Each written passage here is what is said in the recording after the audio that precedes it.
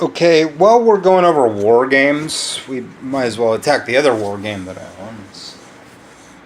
I only own 2 war games. If you want to count TAC and chess and Chinese checkers as war games, I'd say those are more abstract. Not really war games. They're combat games, though. Sekigahara, the Unification of Japan. This came out in 2011. It's got a complexity rating on BoardGameGeek.com of 2.76, so it's a lot less complex than what I reviewed previously, which is Advanced Squad Leader. This came out from GMT Games, who make a lot of games. This is a 2018 4th printing. Designer Matthew Calkins. And it's got a higher rating among people than Advanced Squad Leader. Advanced Squad Leader is an 8. This is an 8.1. Most of the good games that you will find on Board Game Geek are in the 7s, which are like B, and these in the 8 are like A. So this is more appreciated by the Board Game Geek community by 0.1 points than Advanced Squad Leader, but it's like half as complex. But it's neat. It's obviously got some great art. This is not too expensive either. It's a middle of the road price, $40 to $60. So you get a board, and it's, as far as like board game boards go, this one is pretty damn big. There, of course, there are games that would fill my entire wall, like the North Africa game. But like compared to like what you're used to, maybe like when Monopoly or whatever, or even like Terra Mystica and stuff, this is a pretty big board.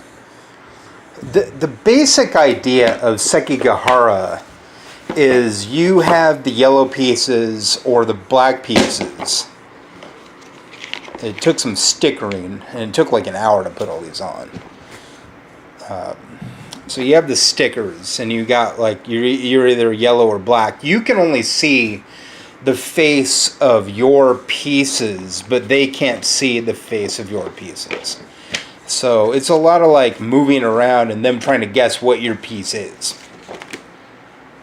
The reference card is just, it's one sheet, not too terribly difficult.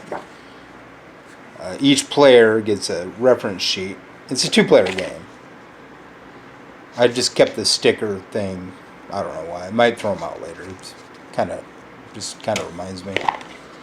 The randomization comes from cards. So there's like a risk type element with the cards. A lot of war games utilize cards, and this is not like the war games that Avalon Hill puts out, because those are all kind of similar. The Hex Encounter. This is not a Hex Encounter game. When you one bag has the gold, and one bag has the black. I just have them in the big bag because that's how it fits in the box. It took me a long time to sticker this. So, again, I don't really play games, but I collect them because I don't really like entourages. I could play anytime I want at the mall if I wanted to, but I need to be around chicks and dudes, and not just dudes, and not just like, oh wow, I'm gonna hang out with Gen X like me, or baby boomers, and only meet like not young women. That's cool.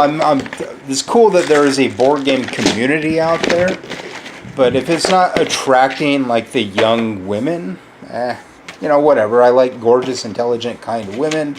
They're young.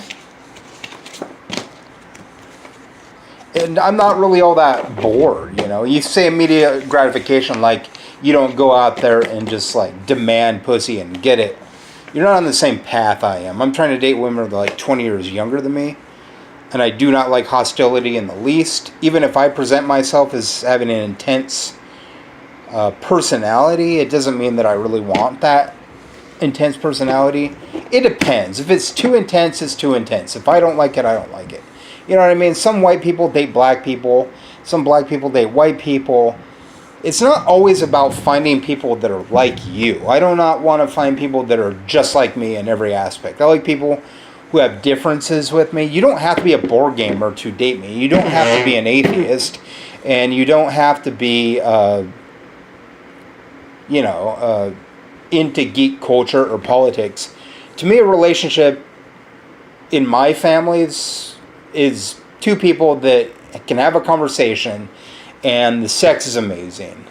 And that's pretty much it. It doesn't really matter. You have to have differences and you have to have similarities. If you can't have a conversation with your mate, you're not really with the right mate. If you're someone that has to have somebody exactly like you in every aspect, you are a narcissist. If you're on Bernie's side, we're already clicking on the common ground. If you're Yang and Warren, we're still in the same tent. If you're anybody else, I'm not saying I wouldn't date you, but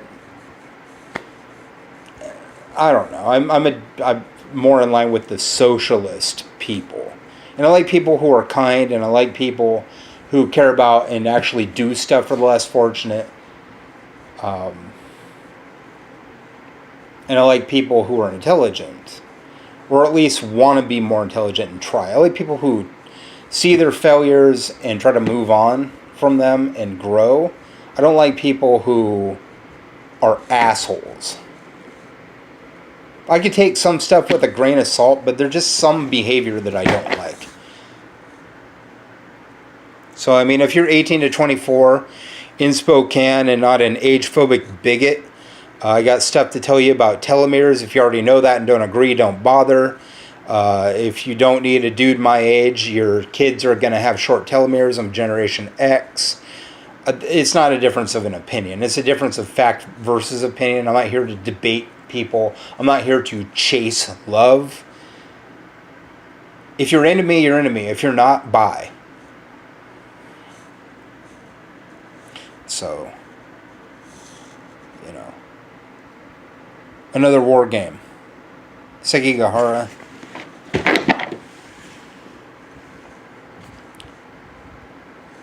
I like people that like me, but I like people that aren't annoying me. Just throw a video on YouTube. See if I'll catch, If you throw that video to YouTube and then throw it to me on Instagram, and I like you and you're in Spokane, we could talk. If not, you're not my chick. That's fine, If you're there to spread hostility towards me or pessimism, kick rocks. I don't know. Maybe I'll talk about Burgundy a little more because that's a very colorful game. I'll think about it.